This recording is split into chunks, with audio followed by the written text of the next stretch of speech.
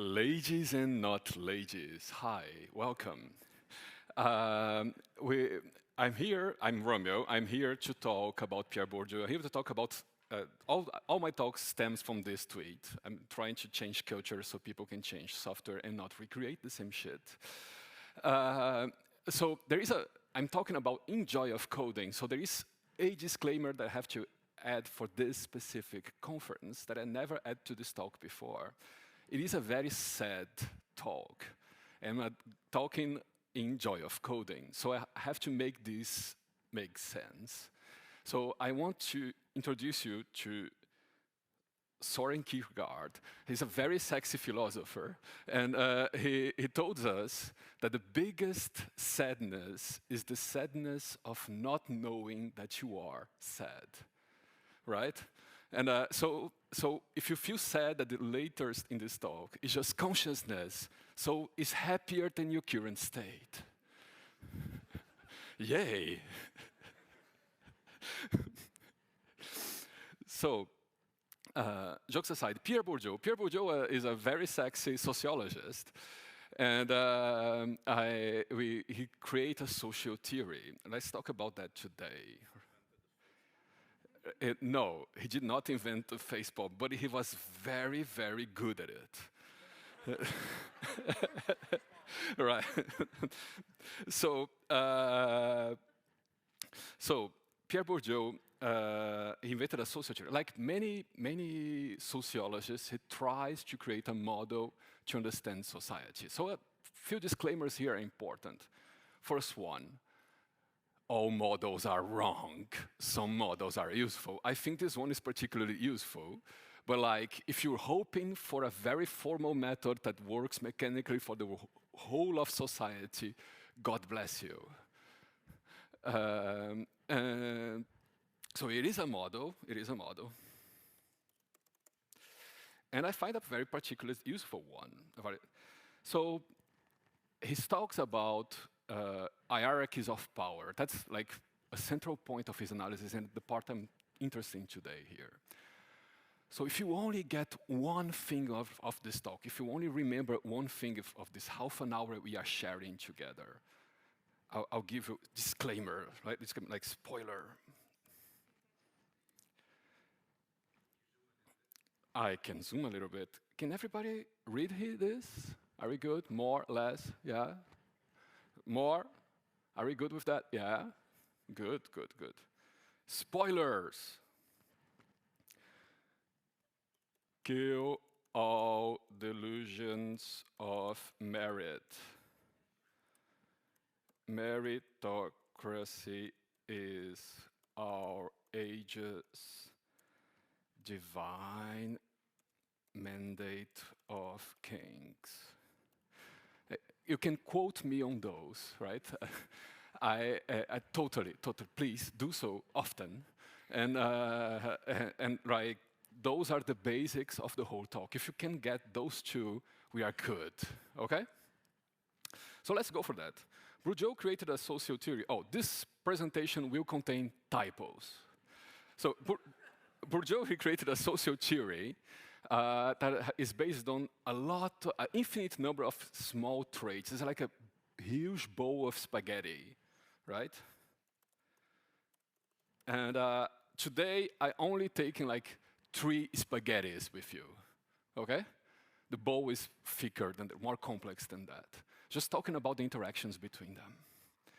So today's 3 are symbolic violence, cultural and social capital, hexis. And then we talk about what does it all mean together, right? Let's go there. So I'll start with symbolic violence, right?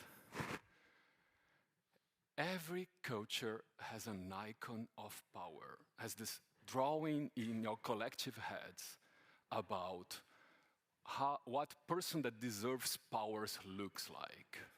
Yeah? Do you see it? No? It's a certain color of skin. It is like,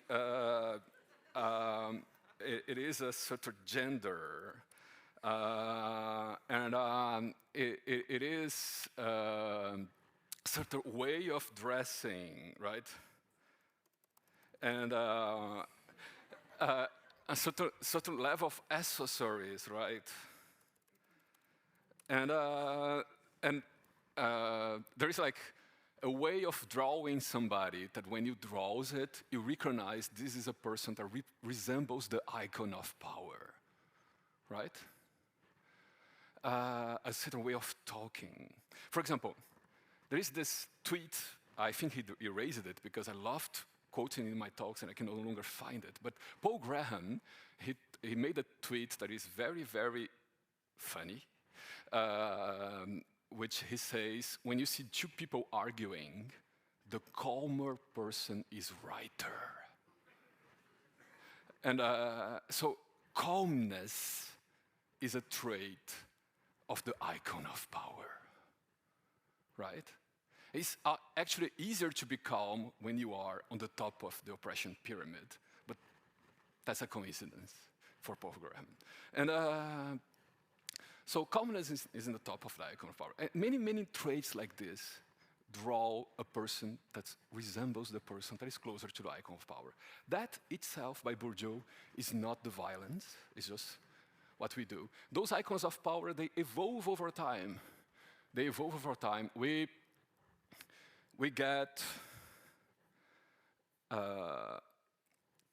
they evolve over time.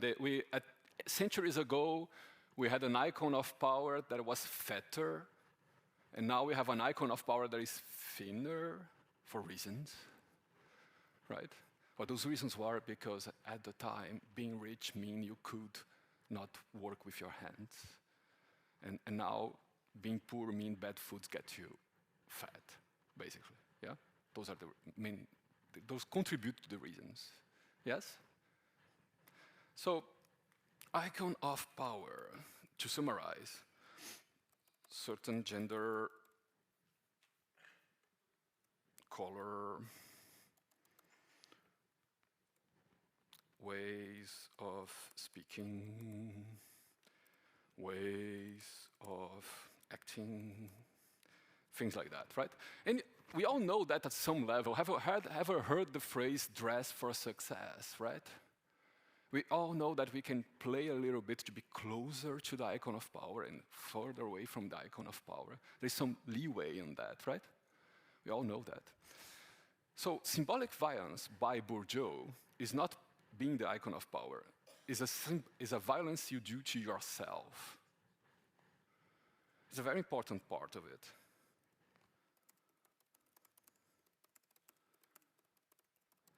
When you see somebody that is closer to the icon of power than you submit a little bit to that person.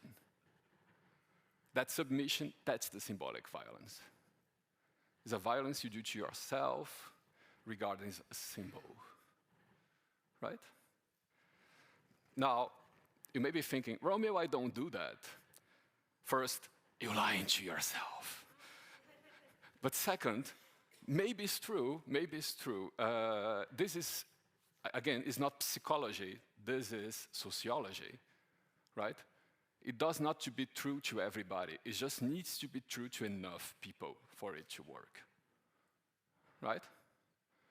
You just need a critical mass of people, and then it works, right? If enough people starts yielding power, giving power to somebody that is closer to the icon of power, no matter if not everybody does it, that person is getting ahead, little by little, in the curve. Does it make sense like that? It is a statistical thing. You just need enough people doing it. It's like touching statues in museums. You just need enough people to do it, even if not everybody does it, to destroy the statue, right? Yeah? So it's a violence you do to yourself. It's a self-inflicted violence. And as a self-inflicted violence, the person that suffers from the violence, the person that suffers it has the problem of suffering it, right? Also the burden of inflicting it, right? Has both. But also has the burden of not being believed because it is invisible to the person that benefits. So, because everybody that's doing the violence is doing to themselves, statistically, again. Everybody that is benefiting from it has the luxury of not being connected to the existence of the violence at all. They can just fly through life. Now, they do a little bit because it's like a spectrum, like the icon of power is there. You are here, some people are there, right? So when you are here, you do a little bit because there are people that are there, and you are blind to the people there, right? Right? But like when you are very close to here, then you can just be blind to everything. It's a very nice place to be. Like it's a system that works so well to maintain itself. We call that homeostasis, right? It has a good way of maintaining itself. People just feel comfortable. You can just look at them and say, what are you talking about? I don't do that. Right, right. So,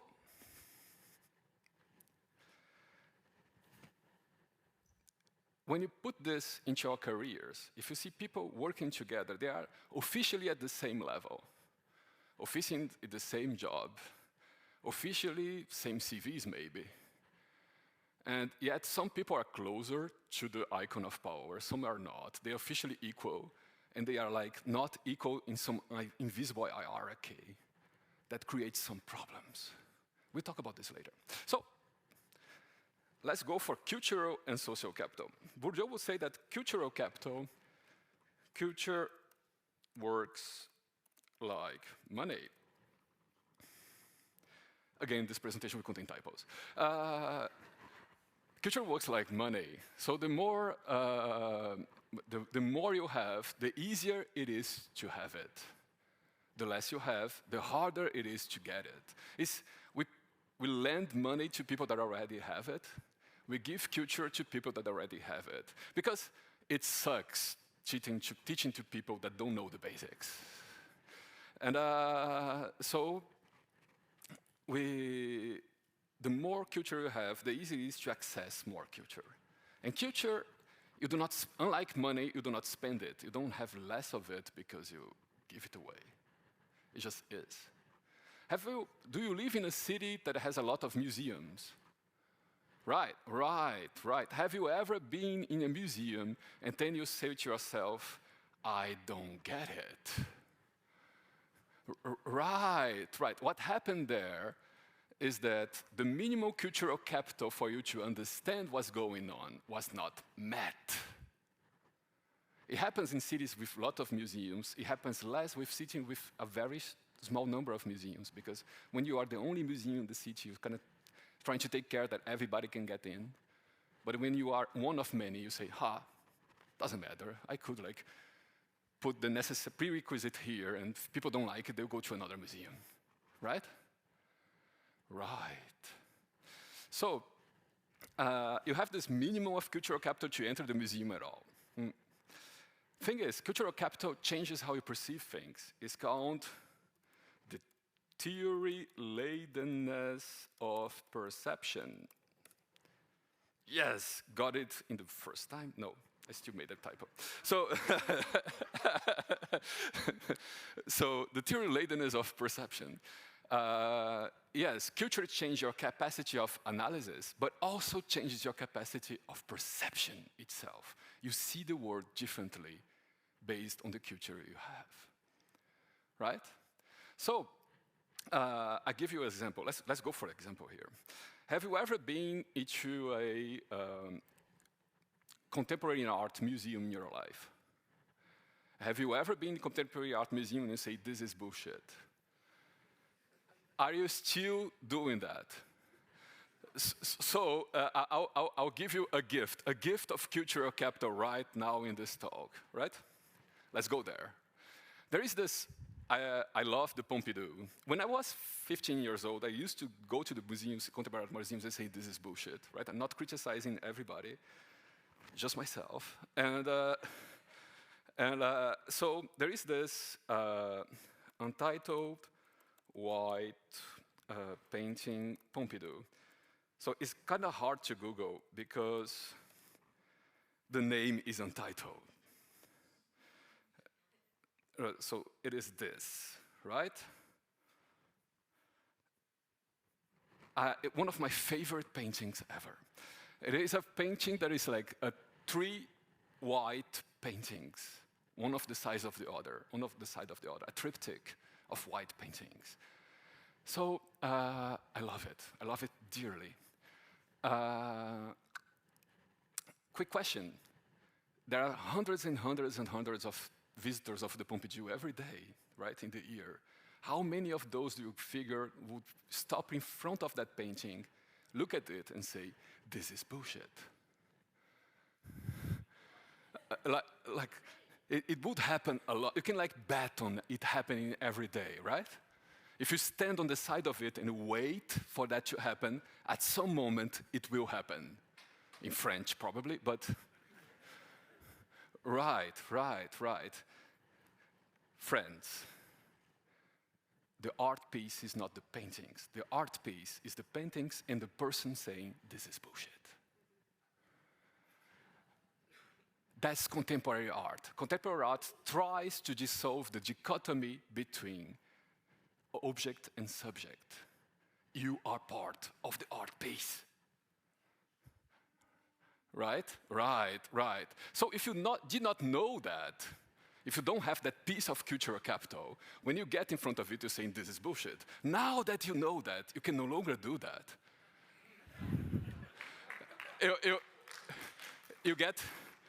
You go there and say, oh, now I know I cannot be that person anymore. So now you're now looking on the side and waiting for that person to happen.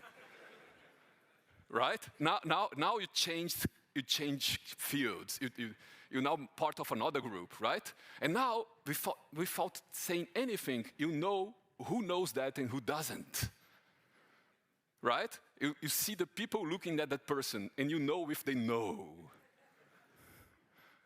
Right?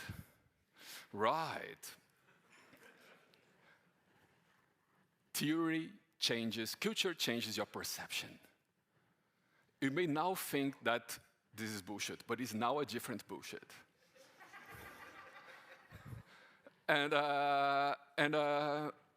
because theory changes your perception, now it changes your belonging. You're now closer to the person that knows than the person that doesn't. It is like more of a family around the world. And that belonging there creates groups and creates hierarchies. When you are working with somebody that has a higher level of cultural capital, that person, you see that person as smarter, right? When you see somebody here talking about Bourdieu and theories of perception and things like that, it seems so smart. Right.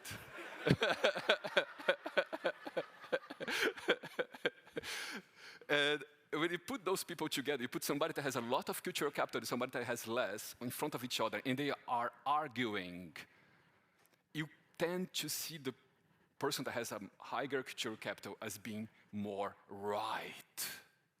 Even if they are arguing about the specific expertise of the person that has a lower cultural capital. Right? We are brimmed to do that. You may say, no, I don't. It doesn't matter.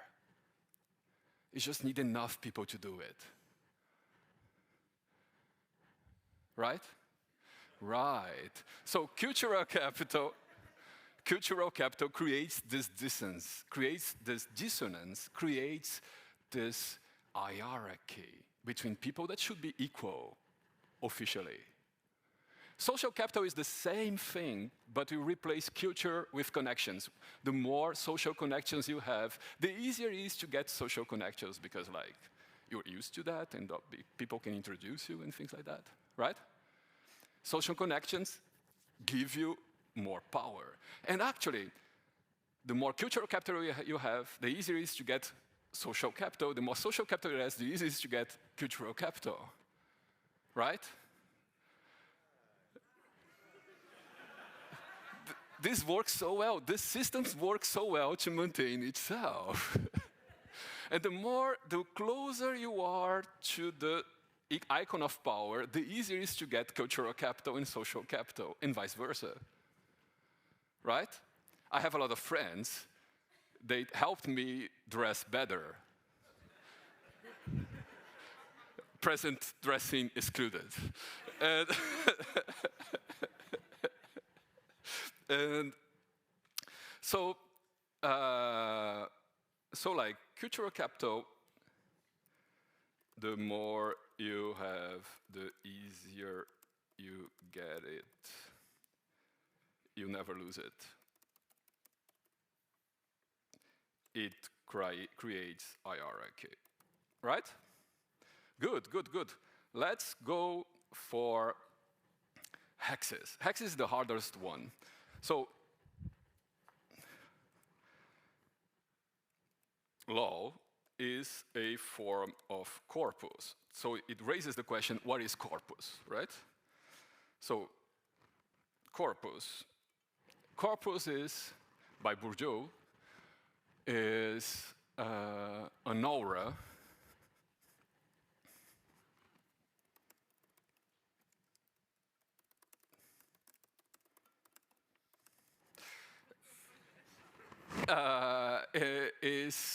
is the way people perceive you, both in the way you communicate with your non-verbal language and your positions and the way you exist in the space, and also the preconceived notions they have of you and what they expect of you, right? That's your corpus. An hexis is a very specific corpus. There are many corpus, you always have one. If you say, no, I'm not, you're wrong. You always have one. People have expectations of you. That's just it. That's just a thing. And hexis is a very specific corpus, a very specific one. It is a corpus that says, I belong here. I am in the right place. Which is such an awesome thing.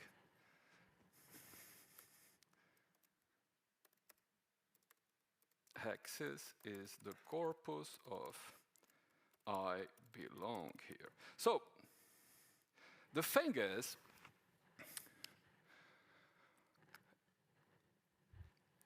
there is a difference between bravery and temerity, right?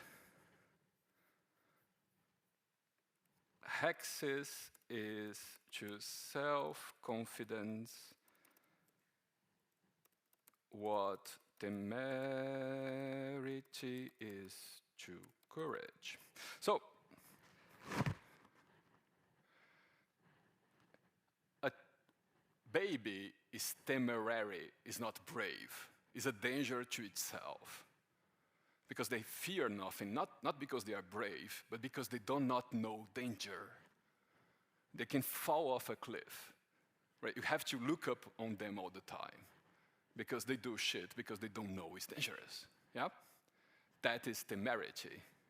Bravery, on the other hand, you ask yourself, you have fear, and you go beyond that fear, yeah? In self-confidence, you ask yourself, do I belong here? Am I in the right place? Should I have this job? And the answer is yes, right?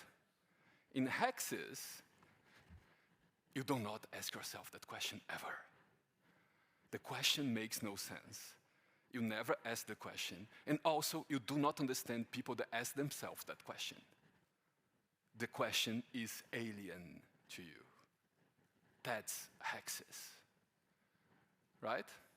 Very different things from self-confidence, right? So you have some people in the world that have high levels of hexis.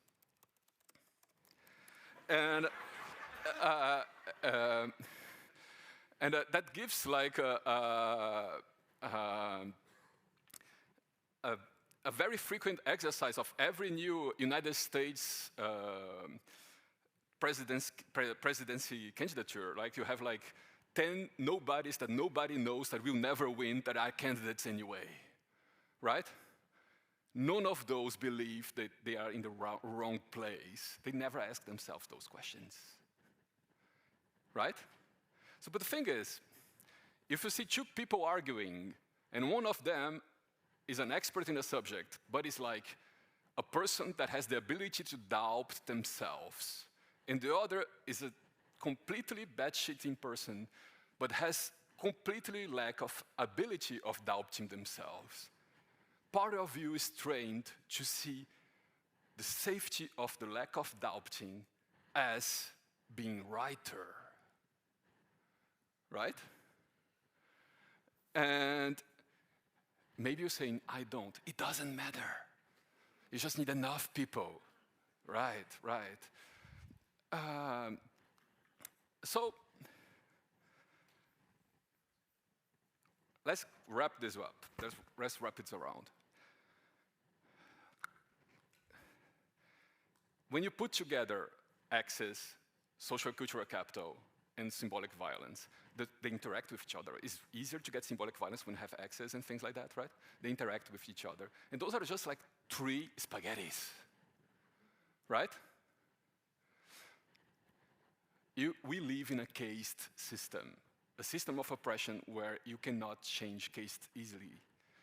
How many of you are in the 1% richer of the world? Right, right, right. So like we have like 10% of people saying this, so let's quickly go there. The haves and have not book, not series, book. Oh, damn it.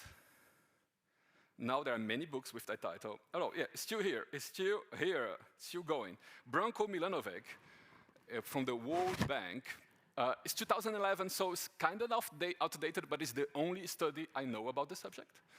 The World Bank he was the leader of the study, and he wrote a book about it.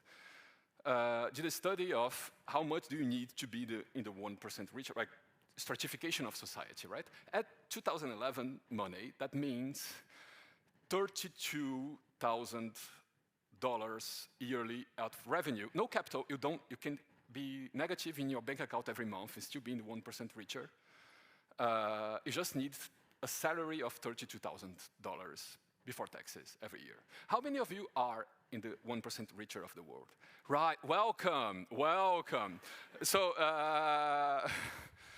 $30,000, right. It means that a lot of people are poor, right? It means that a lot of people are poor. It happens because you were born in the 1% richer. You die in the 1% richer. Yes, you do a lot of work. You are here today. You're trying to improve yourself, to become better at your job, right? I'm not saying that effort means nothing. I'm just saying that you are born within a caste system. Have you ever worked with somebody that has like gave up? They just like decided to go with the flow, do the bare minimum to not lose the jobs and just scutter. Ever saw that in your life? Yeah, right. If you became that person, would you seriously stop being the 1% richer of the world today? No, right? Right. There are literally billions of people that could work their asses off and not enter your caste. Right. You were born inside it, you will die inside it. There is some level of effort giving something inside it. But you are set for life here, unless something major happens. So, what I'm trying to tell you is,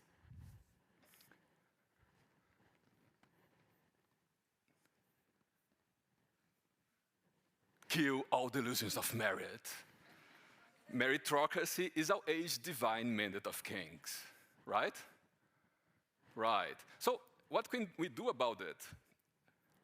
I don't know. So I never told you that this talk would be a happy ending one, right? So remember Kierkegaard. So thing is, if I gave you some solution to this right now, it would become a problem. Like, have you ever heard about the Agile Manifesto? Right, right, some of you have. I love it. I'm talking about out of a place of love. I love the Agile Manifesto. It's a very good document. And it was written by 17 white men. 17 people of a very similar level of hexis and symbolic violence and cultural capital. They are very different between them, but very similar levels of all that, right? What is the chances that those people had all I just talked about today in mind when they wrote that document? Nil. Which you talked about that, right? The person that benefits from the oppression is blind to the oppression. Yeah? No shame about that. It's just a blindness of it. Okay. So, if those dudes are blind, every solution they give will be blind to it, right? It's good. They can make a good thing, but it's like naive about things. Like let's talk about extreme programming. It's an awesome thing, extreme programming, right? But like, if you talk about pair programming and you're naive about all I just said, right? You say, oh, two equal people working together. I love pair programming. I love ensemble programming. I'm not criticizing that as a practice. I'm just talking it critically. You're supposed to be peers doing this together. And now you're doing this with somebody that is your boss in an invisible hierarchy. Right? And it's a very different dynamic. It's a very, very different dynamic. And maybe you're telling yourself, Romeu, I don't care, I have coded with my boss. Yes, me too. I also very high on this list of privileges, right? I never had a boss, I only have people that paid for me. And, but most people are not like that. They're like lower in the scale.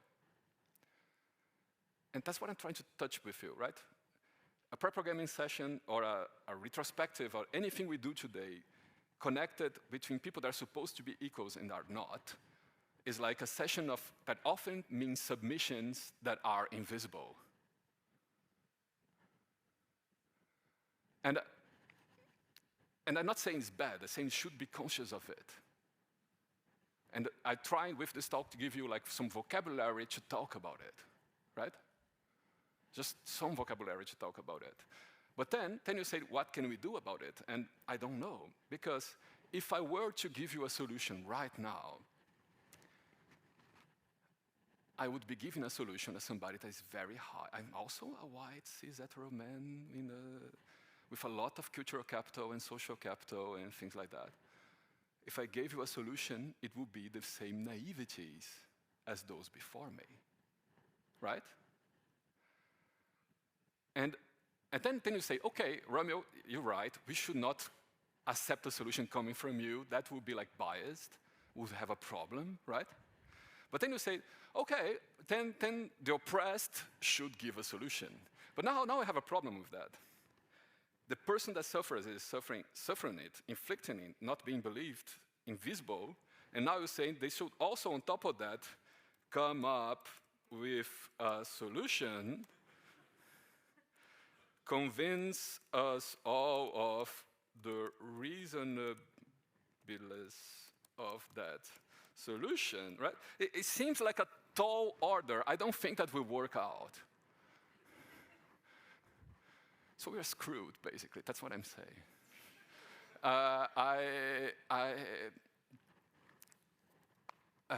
Bourdieu came to the same conclusion, basically, in very fancy, beautiful words. And he's a very fancy writer. His books are very, very hard to understand. So he came to the same conclusions as far as I can understand him. And it was a matter of trying to create consciousness of that like instead of trying to create a specific solution to it, in order to, at least with consciousness of that, try to have a dialogue a bit, iterate over it, practicing together and taking conscience of it. There is a guy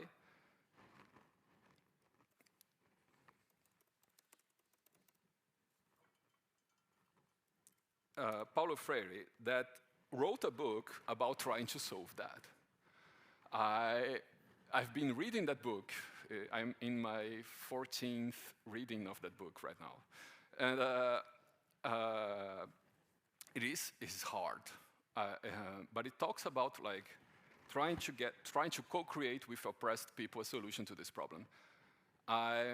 It's the best like attempt I have right now. I'm not saying it's a good solution. I'm just saying I don't know any better. But my goal here was not to solve the problem. My goal here was like to bring you some awareness of it, some hermeneutics about it, so like putting names to things that you probably already had, and give you some ways to discuss between people with that. I'll just leave you a final reference. Jo Freeman, the Tyranny of Tutorialness, she is completely free. You can find it on the internet. She writes a lot about also invisible hierarchies we have within things that are flat. And that's about what I want to say in 30 minutes. Do you have any questions? Let's go for them. Raise your hand if you have one. You can ask it. Your hand, I will come up to you with the mic. Yes, go for it. I'm getting my steps in today. Oh, sorry. Hello. Hello. In hierarchy, where would someone stand that really doesn't care? Sorry? Where in hierarchy, if you have a group of people, right, and they're supposed to be flat, but there's probably hierarchy. In that group, there's someone who really doesn't care. Oh yeah, what do I do with people that have power and don't care about the fact that they have power, right? That's your question. Maybe, but yes. I'm just trying to understand where so someone I'm who not doesn't care is standing. I'm really not advocating for murder. Please do not put that words on my mouth. No, more seriously, on the practice of what we do together, I'm really struggling with that today. I'm really trying to find different ways of doing that and looking at Paulo's work and things like that. It is dangerous to go alone. I would start the journey of talking about this with the people you have a little bit of trust. I will focus on them. Like King Creighton, she trains people in anti-racism. King Creighton? Yes, she does anti-racist trainings, and one of the things she tells immediately is just focus on the people that you see as going to be allies in your journey on doing this. Don't try to convert the others. Like, create a group. Try to practice with that group. Right? It's dangerous to go alone. We don't know how to do this with each other. We don't know how to reduce hierarchical problems. So just try to build a group of people where you actually believe in them and you try to have a level of trust with them and do like deliberate practice with them, talking about those things. And focus on them, put your energy on them. Right? Don't lose your energy and time with people that you have to try to convince at all to do this. Yes, you're effectively stating that you shouldn't care about people that don't care. I'm not saying you should not care. I should say that on the short term, before you advance on this, you should prioritize your focus on the people that do care. Yeah. Then afterwards, we will be in a different point of the system where we can start looking for the people that don't care and do something about that. Yeah, cool. It means that caring and don't caring are not exactly opposites. Exactly.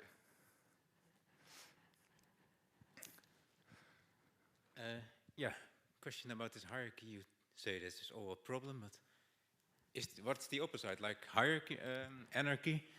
Some basic form of hierarchy is good. Also, higher in the hierarchy comes with responsibility. A lot of people don't like it. They like to sit back. So I don't see the problem. I'm not saying the hierarchy is bad per se, although I also believe that. But let's not go there today, right? I'm just saying that we could at least convene that unconscious hierarchy is dangerous, right? If we believe we are not hierarchical, and we actually are, this can lead to a lot of problems. That's the center of my talk today, right? Like, we could talk a lot about official hierarchies we create like ephemerally, like just for this project, this person is in charge or something like that. Those decisions could be decided and things like that. And but like, when you have power and you don't know you have it, and you are under the power of that person and you don't know that, that can be a field for a lot of problems. Friends, thank you very much for your patience and time. See you soon. Enjoy.